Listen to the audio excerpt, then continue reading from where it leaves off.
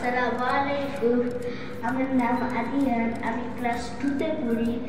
এটা আমি অদ্ভুত মাপঝুপ দিয়ে বানিয়েছি এই ডোরবেলটা।